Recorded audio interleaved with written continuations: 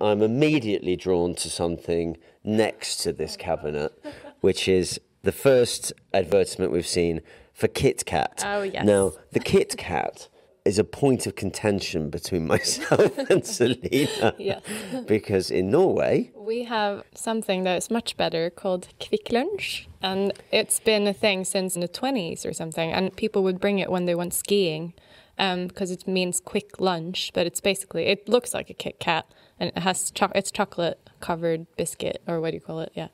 But yeah, it's really cute. The packaging is beautiful. It's red, green, yellow. And when you open it, there's a little story about going on a hike. sorry, I was just completely focused on the fact that you prefixed it by saying we have something that's much better Yeah, because called it is. Kvikk Lunsj. There has actually been an international Kit Kat competition somewhere, I don't know. And I know that Kvikk Lunsj won. Okay, well, having tried both Kit Kat and Kvikk Lunsj, I Kvikk can Lunsj tell you is that they are identical. No, absolutely not. Welcome to the Museum of Brands in Notting Hill. I'm the actor Mathew Horne. Hi, I'm set designer Celina Bassili, and this is Meet Me at the Museum.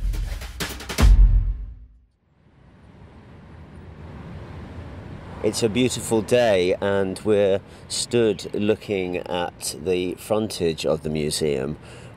Two huge murals, and I can describe it as a sort of derivative of pop art, but the branding that's been painted has been changed slightly, so their names are changed to protect copyright, I believe. What strikes me most about the exterior is it's completely not what I was expecting. Yeah, I know. It doesn't look like a place in Notting Hill. It almost looks a bit like a Bauhaus building or something with the white. It does have a very, circular 1930s feel to it. It does. The architecture is quite Art Nouveau, and then daubed on the front of these murals, which are very sort of 60s pop art inspired. But I think probably the most striking thing is, in my shameful ignorance, I assumed that this museum would be one person's little hoarding project. But I sort of thought that too, actually, to be completely honest. And what we are faced with is a very, very stylish and beautiful museum, which neither of us have been to, have we? Exactly. No, we haven't.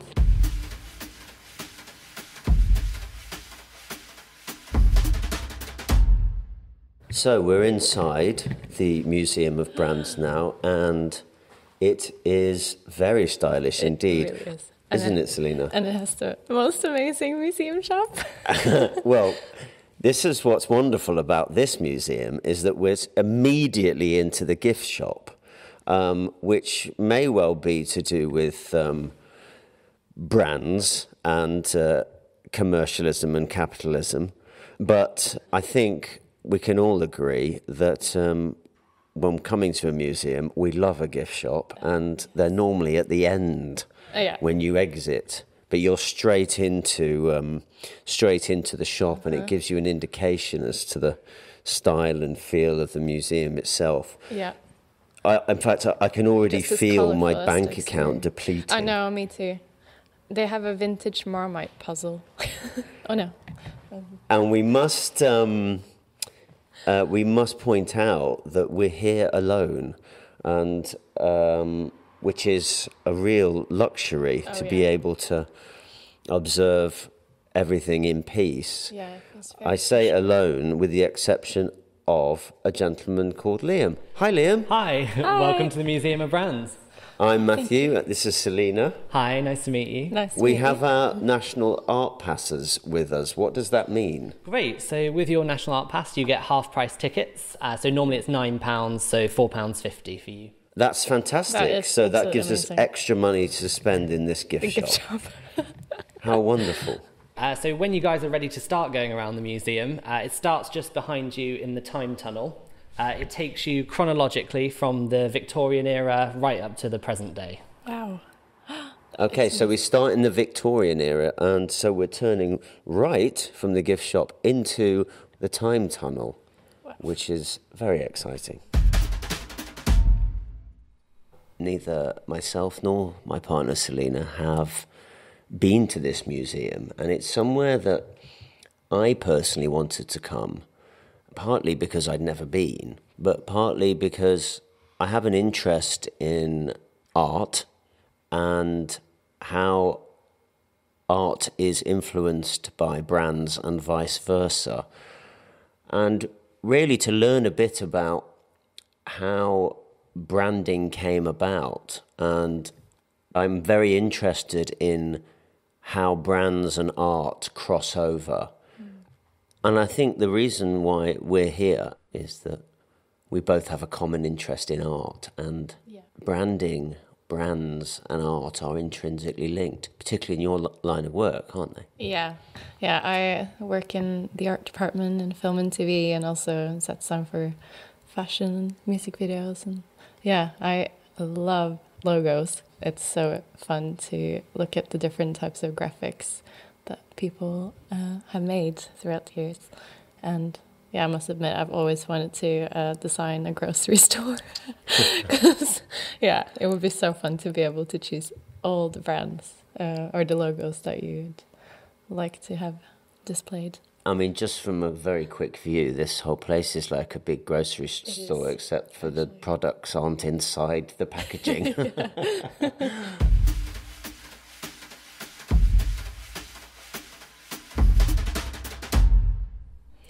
So we're going into what's called the time tunnel now. Which is a dark black tunnel. Yes, but like a moody art gallery. Yes. And there's a quote on the wall by John Betjeman, the poet and writer.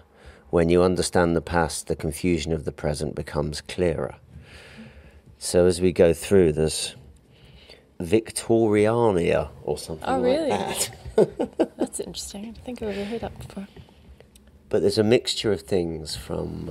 a lot of, like, newspapers and books and with beautiful drawings.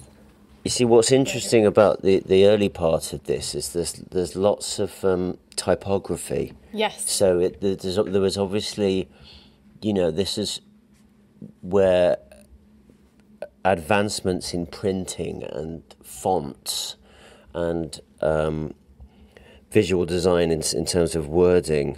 Yeah. And I suppose, before imagery, there's lots of text. So yeah, that's very true. That's what stands out straight away. Even some with colours, actually.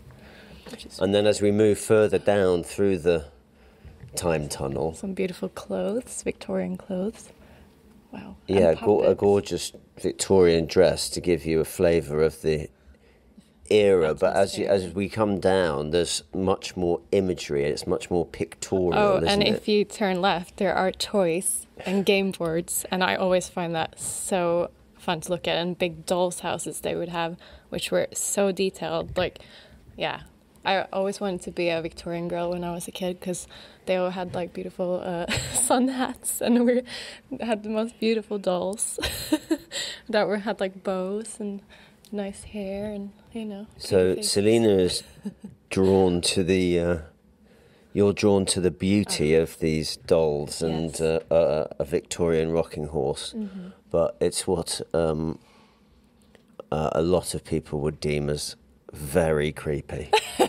But I actually had porcelain dolls when I was, or China dolls, I guess you call them, when I was a kid, and I thought they were really beautiful. I have a very funny feeling that we may be experiencing some more dolls a bit further down the line. And as we turn the corner now, we get chocolate. Okay. This is what that's because we saw a show on TV, and they came to this museum and looked at old chocolate labels, and I'm now looking at some chocolate boxes from the 1880s, and that is actually extraordinary because they're so beautiful. They look kind of hand painted, actually, don't they? They look like jewelry boxes. They do look like jewelry boxes. That is a crown. It's an actual king's crown with like red velvet, gold, and all that. And there's what I can see is the first Cadbury's branding in a beautiful a hand-painted chocolate box. Yeah. It's interesting that you mention that they look like jewellery boxes, Yeah, they because do. I don't know whether it's just in your mind, but you've immediately elevated chocolate to the level of jewellery. But that's what it was back then. Yes, indeed, yeah, it an wasn't absolute luxury. like something you could have every day like we do. Although just to highlight the quirkiness of the museum, all of these beautifully hand-painted chocolate boxes, which are, as we said, like jewellery boxes, are backed by a huge advertising sign for Bovril. What is Bovril? I don't think I know Bovril. Bovril is a meat-based hot drink. Oh, what? Yes, That sounds disgusting. It's known for, well, it would do to a vegetarian.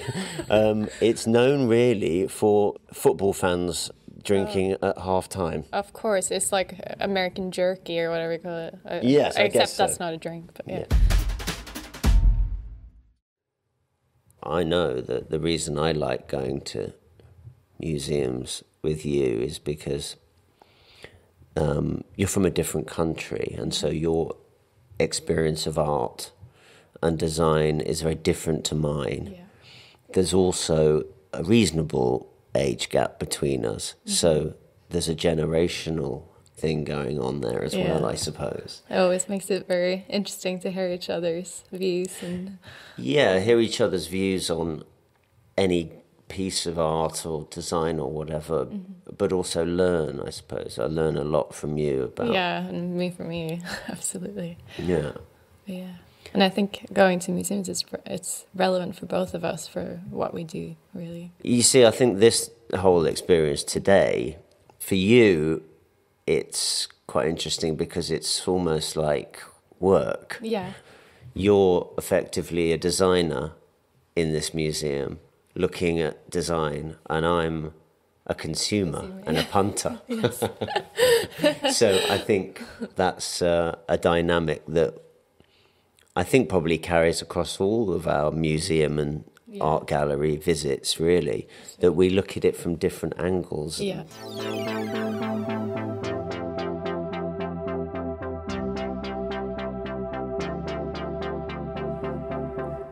Okay, we've skipped forward in the time tunnel, and we're now at the 1930s, which is what we were sort of greeted with architecturally at the front of the building, isn't it? It was. And you can see a real advancement in branding and packaging of products. And how the quantity as well, or like how many different brands there were. And what I'm drawn to immediately, not least because that's what I had for breakfast, is the earliest box of Weetabix I think I've ever seen. That is actually extraordinary because I bought you a box the other day. You did buy me some. Now. Not It is like Jacob Rees-Mogg.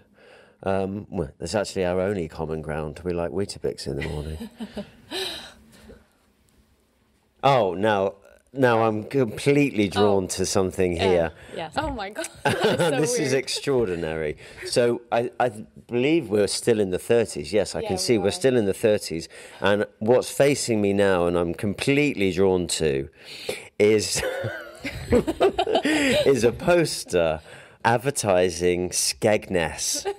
And Skegness is something that Celina is aware of, even though she's from Norway, because Skegness is a place on the east coast of England, and it is a holiday resort where I used to go as a child many, many, many times.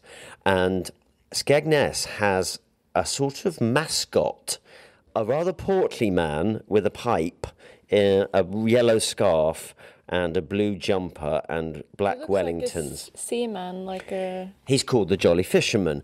And Skegness is a classic seaside town that anybody who was from the East Midlands or Lincolnshire would go to. Just south of it is Mablethorpe, and then just south of that is Golden Sands. And as you went further south, it got more upmarket, but Skegness, from a working class family, was our place. And it says, Skegness is so bracing.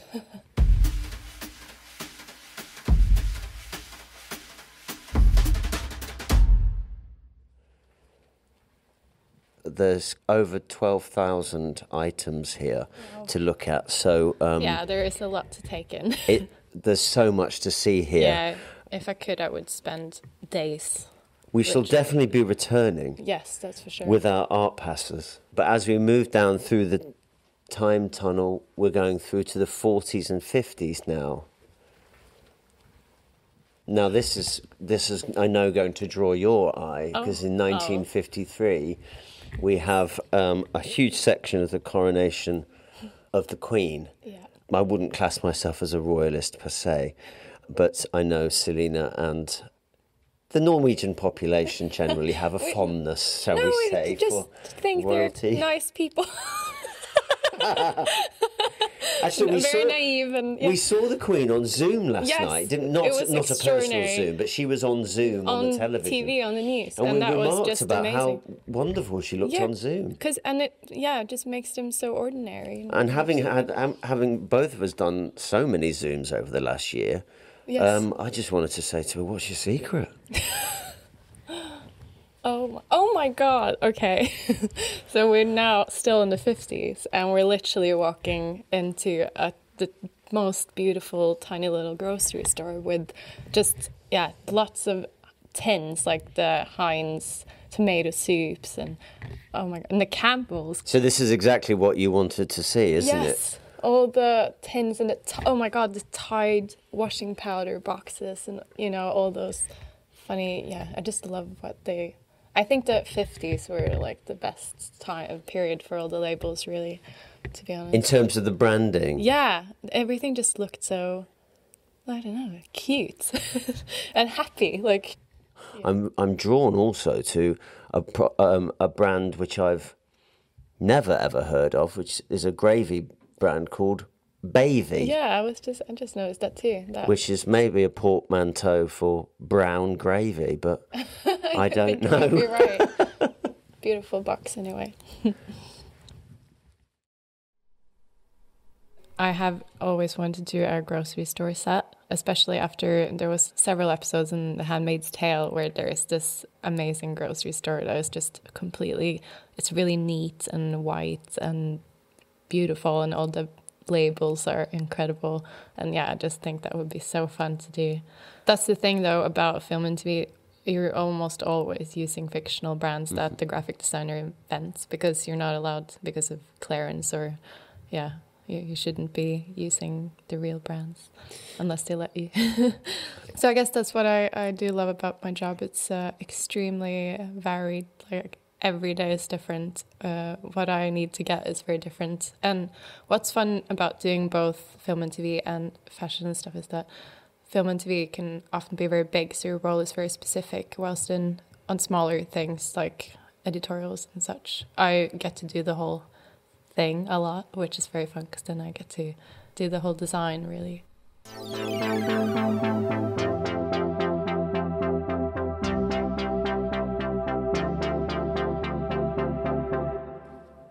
I am a child of the 80s, and what I'm drawn to immediately are the computers, because of course late 70s, early 80s we have computers, and not just computers but home computers. There's a computer here called the Commodore 64, which was my second computer. My first computer was the ZX Spectrum with rubber keys, which is just here. As you can hear from my voice, I'm getting quite excited because this is really, really taking me back. The Sinclair ZX Spectrum, the box, it's a Sinclair ZX Spectrum 16K RAM personal computer. I mean, 16K. That is extraordinary. That's like about 2 lines of a PDF. But the box that it's in is the actual box that my parents... I wanted a computer, and my parents said, just go upstairs and look under your duvet. And I pulled back the duvet, and there was this box. And I'm looking at that box right now. Wow. And it's making me quite emotional. It really is extraordinary. I'm not nowadays particularly a computer games person, but, you know, laptops and phones, which are effectively pocket computers, are a huge part of our lives. So this is quite an important section of the museum, I think, not just for me, but for modern society, really. Definitely changed everything, that's for sure. Oh, we're in the 90s. Okay, so we're just in the 90s now. That's when I was born. We're in the 90s now, and we're looking at what I imagine Celina's bedroom is like. Well, the Teletubbies. I grew up watching the Teletubbies, obviously. Yeah, that was one of my favorite shows. Oh, and here we go, Buzz Lightyear. Me and my brother, we collected all the Toy Story toys. We just loved Toy Story. You see, what you're mentioning now are brands or franchises that became global, but there's something just here which we mentioned recently, which I personally thought was just an English thing, which is Postman Pat. Oh no, we had him too. Yeah, I grew up to him as well. Because you sang me the theme song. Postman Pat med sin svarte vita katt. You're standing next to Fred Flintstone. Oh, loved Fred. He's standing next to the Tasmanian Devil and Fred Flintstone. And Tom and Jerry. Dino from Flintstones.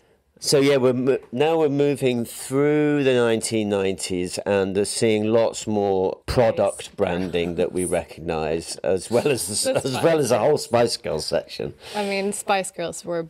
I know they were big here, but they were also the biggest in Norway. I think I was probably like 5 when we were deciding who was who if I was in a group of friends. I can't remember her name, but I always thought the one with the red hair was really pretty because she had the red glitter dress. Yeah, but Emma was always the favorite. Oh, and there's a whole Toy Story shelf, and I can just see, all the characters in it. I must say, I think Toy Story still is probably one of the best animated films ever.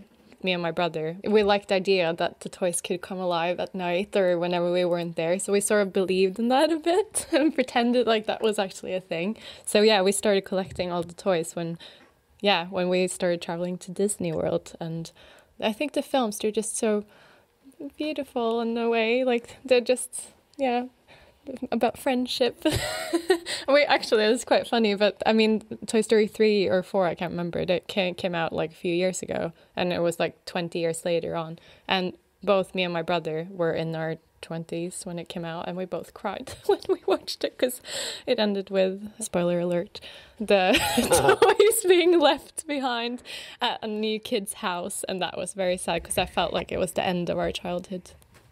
What's striking to me in the 90s as there's recently I lost my mother, and so I've been going through lots of stuff from my childhood, haven't I? Yeah. And I found quite a few art books. But what's fascinating is that I've seemed to have just copied brand logos. Yeah. And one particular brand logo, which actually still exists today, is a character that was affiliated with 7-Up. The character was called Fido Dido. Well, possibly Fido Dido, I don't know. But Fido Dido is what he was known as. And what I'm looking at now are 2 Fido Dido branded personal hygiene products. One looks like either a hairspray. Actually, he has spiky hair, Fido Dido. Oh, that makes sense. So this is a hairspray, and then there's also a hair and body shampoo. So, when I was drawing Fido Dido, I was quite clearly and unwittingly a product of my own environment, whereas previously, although I was drawing trees and birds, because I have a particular interest in birds. Yes. And I consider myself an ornithologist to a degree, but half of my artwork was branding, and I know recently there was. I say recently, certainly in the last 10 years, there was a study that children could recognise the Golden Arches M of McDonald's before they could read the word. When I was 2 or 3, whenever we drove past McDonald's, I would shout out, "Magdanite, Magdanite!" Which is crazy, because I couldn't read when I was 2 or 3 or whatever. And you probably couldn't write the word either. No, definitely not. I could barely draw. But you knew what that M meant. That which was is McDonald's and which Men's, is yeah. it's quite an extraordinarily powerful and profound thing, isn't it? Really, the power of advertising and branding.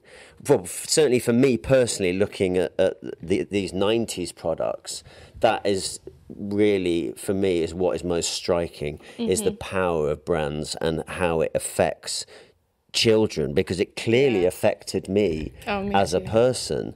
Yeah, but also it could have a negative impact too, because I remember growing up, and especially when it came to clothing, if you didn't wear a certain brand, you would be labelled as, I think it's uncool all a negative impact, yeah, isn't it? Really, it is. It's horrible to say. It's just that's the way of the world. Yeah. But I totally agree. I mean, for me, it was very much that if you didn't have the right football boots, if you didn't have Puma Kings.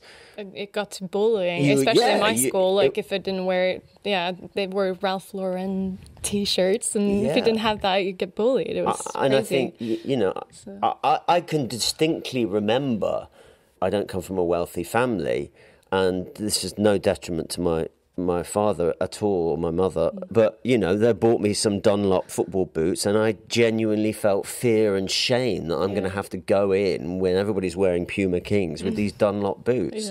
That's a pretty insidious thing in a young person's life and in modern society, really.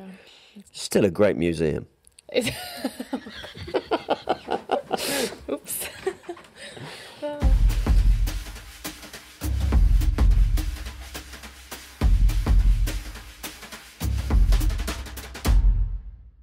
So we're just now looking at the 2000s and passing something which reminds me very much of my childhood, which is an old Tizer bottle.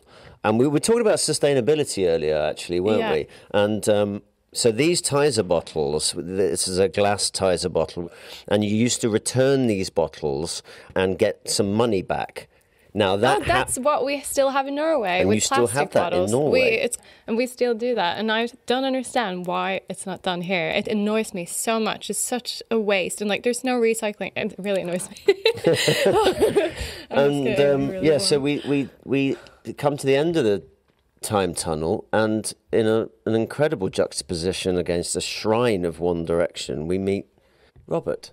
Hello. Thank you. Well, it's very nice to see you both. I'm Robert Opie. I'm responsible or irresponsible for this vast collection, of which you only see a little bit of what there is, because there's a huge amount, like many museums, have a store, which gives us great opportunity to do special exhibitions and look at things in different ways at various different times. So the museum keeps on changing and evolving. So there's more than what you've got here? This is a very small part. Oh my God. That is incredible. I won't tell you how small a part it is because it shocks people. Wow. But most museums have a huge store of other things just because it's recording history. You can't leave us like that, Robert. Okay, so there's 12,000 items here, roughly. Somewhere else... There's another more. 500,000 items. What? Oh, I really want to go. That is absolutely extraordinary. Yes. Well, that's my burden. I set out many years ago, at the age of 16, to save Britain's throwaway heritage. And when I started, it was literally the everyday things that were around me at the time when I was at school. And then over time, I realised it was possible to actually save the history going back, and that's what I've spent the last 50 years doing, is looking for the history of all these things, trying to put this vast jigsaw puzzle together. Would you class yourself as a hoarder? I know. You might think I'm a hoarder, but hoarders just hoard. I'm actually looking at things and trying to be selective. Yeah. I'm trying to give the visitor here at the museum an idea of what life was like, but recording it through our throwaway history. So it's made up of toys and games and packaging and magazines and all the things that have been very much part of our lives, but nobody actually saves this thing, because why would you? Yeah. And yet here it is. Surprisingly, amazingly, it is here to tell this extraordinary, unbelievable history which has only evolved in the last 200 years. We both feel like we've been on a journey, but that journey, because of the sheer volume of items that you have, is very, very personal to each individual, very idiosyncratic to everybody that comes into the museum. And the personal response is completely unique to that person. While so much of this stuff is homogenized, it's very, very, the experience of being here and what you've created is very, very personal and deeply evocative. Well, I'm really thrilled that you've discovered that, because that's exactly the point. It is a story on many levels, as I say, but it is also your story, where you can get trapped in memories which you wouldn't normally tap into because you need the triggers to set off that journey. And it is also potentially nostalgic, because you might have talked to your parents or your grandparents about their lives, and suddenly you can see what they were referring to. Suddenly you can get a sense of what their life was like and how it has changed. And what I really love is people bringing their parents and grandparents and then capturing those personal memories, family memories that are very individual, exactly as you said, and it brings that story to life. And you obviously felt and do continue to feel compelled to collect these things and to preserve these things that you have said yourself are part of an exponentially growing throwaway society and desire for more convenience. But is doing that not deeply inconvenient for you? Well, you have an insight knowledge which most people don't. I mean, you're absolutely right. It's hell. 50 million Mars bars is hell to me. Yes. But how can I ask? How have you figured out what to pick out of everything you've collected? Well, yeah, it's either whatever is just around me at that particular moment. Or I've spent a deep moment in a darkened room trying to figure out what it is that I could put on display. I mean, I could take everything out of this museum and replace it with totally different objects, and it would still make sense. Wow. Because at each moment, particularly in the time tunnel, you are seeing a slice of history which can be represented in many different ways. Yeah. And after the birth of television, obviously that allowed brands to be pumped into people's homes. When was the first television advertising? Well, TV commercials started in 1955, so maybe this is a moment to break away and have a little listen to some of the early examples. They're so much better then than they are now, I think. Okay, great. I would love to see it. Yeah. I'd love to see more. Yes, please. Terrific. Follow me. Thank you. It's tingling fresh. It's fresh as ice. It's Gibbs SR toothpaste. Here we are with the first TV commercial for Gibbs SR. It's a classic of understatement, but it's fun to watch because it is the first to be shown. Did you say it's the first one? This is the first one, wow. 1955. When I say the first in Britain. See your dentist regularly and brush with SR, the tingling fresh toothpaste for teeth and gums. Gibbs SR. Wow. That is amazing.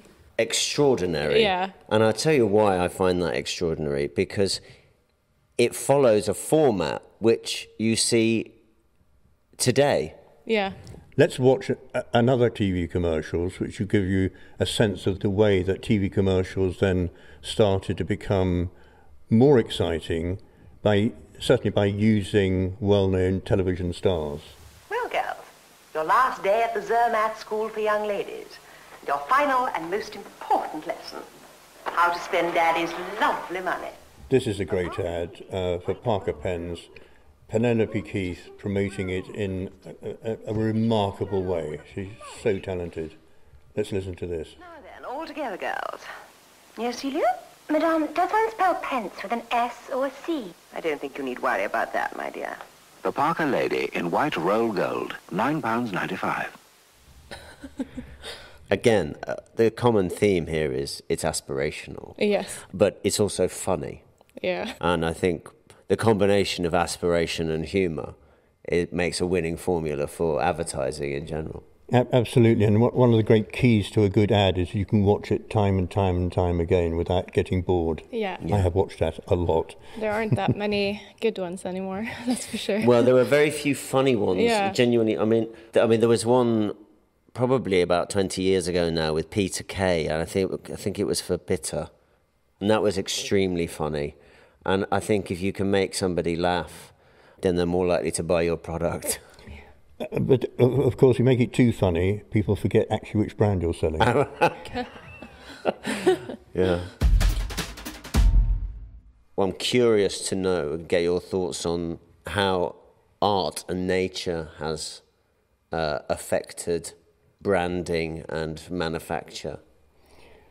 Well, I suppose almost the question is, how has branding or brands or products or graphics or whichever way you want to look at it, how has that transformed the way that we look at things? It's an addition, whereas you go back 200 or 300 years ago and it's a different world. It's a world where nothing really changes from one decade to the next. It's a world where you're much more in tune with nature because it's right on your doorstep. We don't have major cities, we don't have sky-rise buildings, we don't have so much of this kind of busy, frantic world that we live in today. And you know the names of the birds and the trees, you know the seasons because we don't have canned food at that time. We know the life that is lived one year is going to be the same next year, is going to be the same way in which we live for the rest of our lives. People don't move out of their local village very much. They are just akin to the society in which they were born. Today's world is frantic by comparison, and children grow up in a world where they identify with the brands before they can even talk, way before they know the names of birds and trees and so on. Do you find it sad that a child may know who Ronald McDonald is before they know what a heron is? I don't think it's sad in one sense because there's no way round it. It is just part of the way we live. But what we mustn't forget is that there is a world which is predominant, cannot be changed. It is part of our lives. It's just that we've got a whole new layer of society imposed upon us. And what we've got to make sure is that we really understand the way we are now trashing the life that was once very stable, and we are causing that. And we've got to take several steps back and try and readjust the thinking that we have and understanding where this transformation has changed and how it's happened and when it happened. So in the time tunnel you can see that. You can see when motor cars arrived and horses disappeared. You can see when mass entertainment began, when plastic started. How can we get back to where we were? Well, we need to understand how plastics, for instance, have changed the way we live, have made our lives much easier and cheaper and more straightforward, but it needs to be rationalised against the way that our world is, and we need to be aware of how that is changing, how fast it's changing, but make rational decisions about how we can get back to a more sensible era.